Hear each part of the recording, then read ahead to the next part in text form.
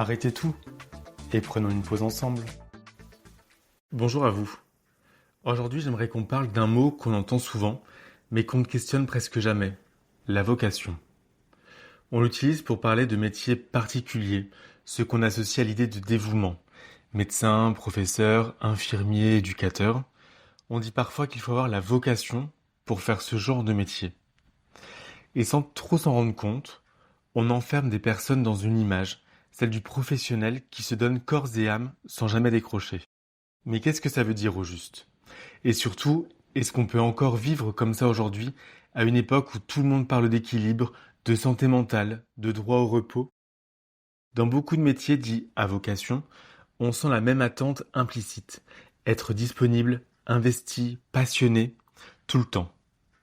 Un médecin qu'on sollicite un dimanche ou un soir tard. Une enseignante qu'on imagine toujours prête à répondre à ses élèves. Une infirmière qu'on félicite pour son dévouement, mais qu'on oublie d'écouter quand elle dit qu'elle est épuisée. Ce sont des métiers où le mot vocation finit souvent par remplacer le mot travail. Comme si aimer ce qu'on voulait dire, qu'on ne compte plus ses heures, qu'on ne se plaint pas, qu'on ne décroche jamais. Et c'est là que le problème commence.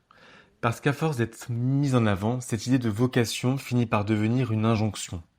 Une sorte de contrat moral qu'on n'a jamais signé, mais qu'on doit quand même respecter.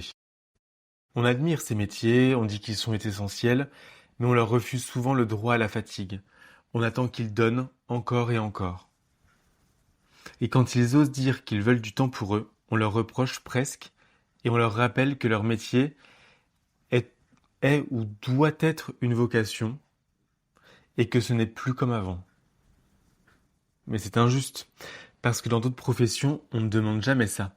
Un consultant, un ingénieur, un comptable, personne ne s'étonne s'ils ferment leur ordinateur à 18 heures. Mais un médecin, une éducatrice, on leur rappelle qu'ils ont choisi ce métier-là. Comme si le choix d'aider ou de transmettre effaçait le droit au repos. Et puis, il y a cette idée du don de soi. C'est beau, je dis pas le contraire, mais à force de se donner, on finit souvent par s'oublier. Et l'oubli de soi, ce n'est pas du courage. Derrière ce mot vocation, il y a des femmes et des hommes qui soignent, enseignent, accompagnent. Des personnes qui ont choisi un métier utile, mais qui aimeraient peut-être aussi qu'on leur reconnaisse le droit d'être simplement des personnes. Mais d'où vient cette idée de vocation? À l'origine, le mot vocation vient du latin et signifie appeler. Il s'agit, alors je cite le Robert, d'un mouvement intérieur par lequel on se sent appelé par Dieu. Donc c'est un terme religieux. La vocation, c'était un appel de Dieu. On ne la choisissait pas, elle s'imposait à soi. Quand ce mot est entré dans le langage du travail, il a gardé sa symbolique et tout ce que ça impliquait. La dévotion, le sacrifice. Alors ce qui est frappant, c'est que cette logique ne s'applique qu'à certains métiers.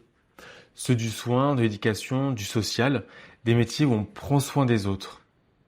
Dans notre imaginaire collectif, aider les autres n'est pas un travail, c'est un engagement moral. Et un engagement moral, ça ne se compte pas. On ne doit pas regarder l'heure, on ne demande pas de contrepartie. Mais à la longue, cette vision use, parce qu'elle empêche de dire stop.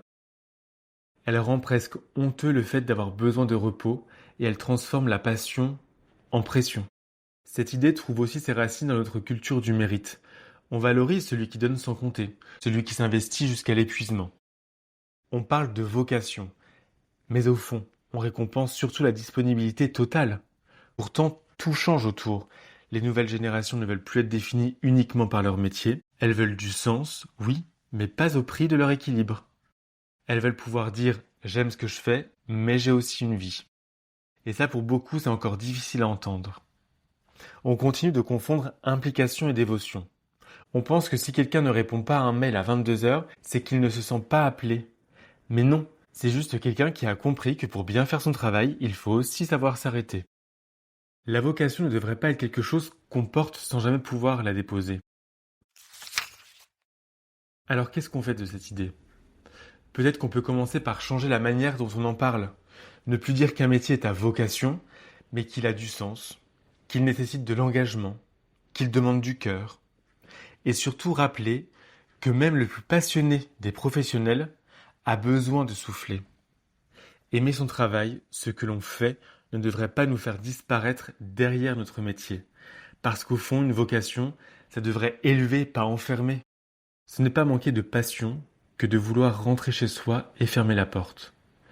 Ce n'est pas renier son métier que de vouloir dîner tranquille, ou passer un week-end sans penser à l'hôpital, à la classe ou au dossier en retard. C'est simplement reconnaître qu'avant le professionnel, il y a la personne, et que c'est cette personne-là qui rend le métier possible. On gagnerait beaucoup à changer notre regard, à arrêter de mesurer la valeur d'un engagement à la quantité d'heures passées, à valoriser plutôt la qualité de ce qui est donné, la sincérité du geste. Alors oui, on peut continuer à parler de vocation, si on veut, mais il ne faut pas en faire une prison dorée.